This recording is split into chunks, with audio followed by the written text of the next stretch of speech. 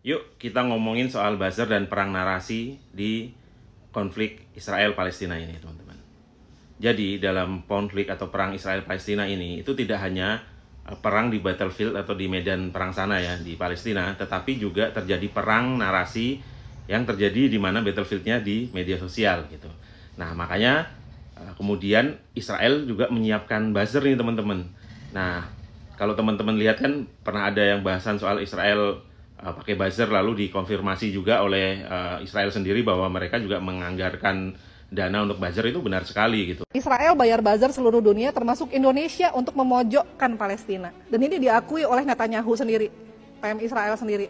Terus itu juga berita yang udah agak lama ya, peneliti Oxford ungkap dana buzzer di Israel yang capai 1 triliun rupiah. Kerjaan mereka tuh yang ini nih, mereka bertugas untuk menarik simpati masyarakat Indonesia terhadap Israel dengan cara mengunggah narasi positif soal Israel di media sosial. Bahkan di buku ini nih yang teman-teman baca itu awal mula ketika Israel menyadari perlunya memperkuat dunia media sosial ini ya untuk menyiapkan buzzer dan segala macam gitu. Nah bahkan beberapa influencer luar negeri gitu itu ditawari sejumlah uang untuk menjadi buzzer Israel gitu. Did you know that Israel is paying influencers on social media $1,000 a video to put out reports about Hamas being evil and savage and beheading babies and doing all this shit and defending Israel's right to defend themselves in this genocide? $1,000 a video. They're paying influencers to promote their fucking genocide. Nah, di kita juga banyak nih. Saya ini kan beberapa waktu ini sejak konflik memanas kan ngomongin soal Palestina, banyak ngomongin soal Palestina ya, itu juga diserang oleh banyak buzzer tuh. Yang kedua, tugasnya apa? Menyerang warganet atau netizen yang mengkampanyekan aksi bela Palestina di media sosial. Paham sekarang? Nah, biasanya cirinya kalau yang sawo mateng ini ya, atau Indonesia, buzzer Indonesia itu akunnya kosongan, private, nggak berani munculkan nama, ya emang pengecut gitu loh. Dia nggak berani memunculkan, kalau yang buzzer pro Palestina, saya bilang aja saya buzzer pro Palestina yang tidak dibayar segala macam, ya kita berani gitu kan. Kita berani menunjukkan wajah kita segala macam gitu. Kalau mereka itu ngumpet, namanya juga buzzer gitu, buzzer bayaran gitu kan.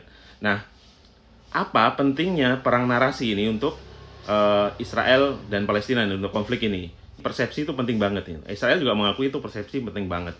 Makanya dia pengen menutupi juga kekejaman-kekejaman dia di sana, lalu mengeluarkan narasi-narasi yang pro Israel gitu. Dia ingin membungkam. Makanya kemudian ada juga narasi yang bilang, yang sebar buzzernya, lu jangan pakai medsos dong, itu kan punyanya Israel, itu kan biaya ke Israel segala macam. Ini biar kita bungkam gitu, biar kita tidak memunculkan fakta-fakta yang membantah narasi-narasi yang disebarkan oleh Zionis Israel. Makanya kemudian akun-akun itu pakai narasi itu gitu. Nah, Israel itu juga memberangkatkan orang setiap tahun, ada yang wartawan, ada tokoh segala macam ke Israel, orang Indonesia itu. Dan itu juga di negara lain. Di negara lain ngakuin sih, mereka suruh nge-tweet soal yang baik-baik di Israel segala macam, dikasih tur-tur terpilih gitu. Nah, di Indonesia saya kenal beberapa orang, dan di antara mereka memang pas konflik ini memilih diam gitu atau netral gitu. Ya nggak usah disebut namanya. Nah, itu cukup efektif gitu. Ada yang tetap bersuara, ada yang kemudian menjadi diam, ada yang kemudian menjadi sangat pro Israel juga ada. Teman-teman lihat deh, ada misal pengamat apa-apa gitu. Kelihatan gitu teman-teman. Nah, juga banyak juga ini orang-orang pro Israel ini, buzzer-buzzer yang nggak dibayar juga, yang gratisan gitu. Entah karena pandangan agamanya, karena dia Islamofobik segala macam, lalu dia membela Israel walaupun dia dilecehkan segala macam, tuh ada juga gitu. Masuk ya itu. Mereka kan takut sekali diboikot, lalu bikin perang narasi untuk, ya ini kan nanti kalau diboikot gimana, banyak orang nanti akan kehilangan pekerjaan. Kalau suruh milih gitu ya, yang satu kehilangan pekerjaan, yang satu orang mati gitu loh. Orang mati, orang kehilangan pekerjaan bisa nyari lagi, kalau orang mati bagaimana gitu. Nah banyak-banyak lah pokoknya inilah serangan-serangan mereka terhadap kita dengan buzzer-buzzer gitu. Nah kalau buzzer kosongan itu teman-teman, yang nyerang saya itu banyak banget. Ya nggak saya bales gitu loh. Kalau ada orangnya jelas saya bales. Kalau buzzer kosongan ngapain saya bales? Nah dicuekin aja gitu. Karena apa? Ketika kita membales, mereka dapat kredit gitu. Dan itu yang dicari mereka gitu. Dengan kita cuekin, mereka akan pusing sendiri gitu. Kita balesnya nggak langsung seperti ini aja gitu. Jadi emang perang narasi ini penting bagi teman-teman, apa sih pentingnya media sosial? Mending kita sumbang segala macam. Teman-teman, media sosial itu penting. Sebelum era media sosial, dulu itu yang namanya perang narasi itu dikuasai oleh media mainstream. Terutama untuk kasus ini itu media barat menguasai. Nah, disitulah dikontrol semua informasi. Kalau sekarang media barat membuat narasi selalu kebongkar di media sosial. Misal hoak tentang pemenggalan bayi, lalu juga ada jurnalisnya yang pura-pura diserang Hamas, ternyata ada orang sepedaan, segala macam itu.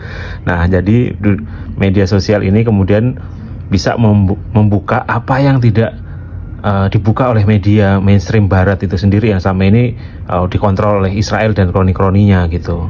Makanya dukungan terhadap Palestina itu nggak pernah sebesar ini sebelumnya. Sekarang di seluruh dunia itu rally mendukung Palestina. Ini tidak pernah sebanyak ini sebelum di era media sosial, teman-teman.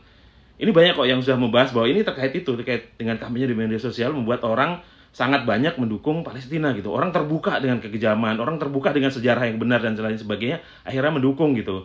Bahkan lucu ini ya, Rothschild itu kan keluarga yang dulu mensponsori Zionis gitu berdiri. Sekarang ada orang namanya belakangnya Rothschild dukung Palestina gitu.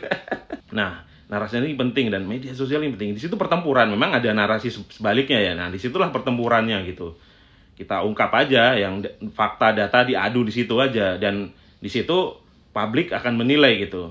Dan ini bukan saatnya orang untuk netral. Enggak, saya ngaku-ngaku netral kalau di Indonesia itu yang dukung Israel gitu. Dia mau dukung Israel terang-terangan, nggak berani sok netral gitu. Kita adu aja di situ gitu. Kita buka aja secara kalimat. Tidak perlu menjadi orang beragama untuk tahu bahwa kita harus mendukung Palestina itu, teman-teman. Jadi bagi teman-teman yang masih berjuang di medsos, teruskan gitu. Jangan mau dibodoh-bodohi untuk tidak bersuara di situ karena kayak buatan Yahudi segala macam. Terus bersuara, dan itu justru yang ditakutkan oleh mereka.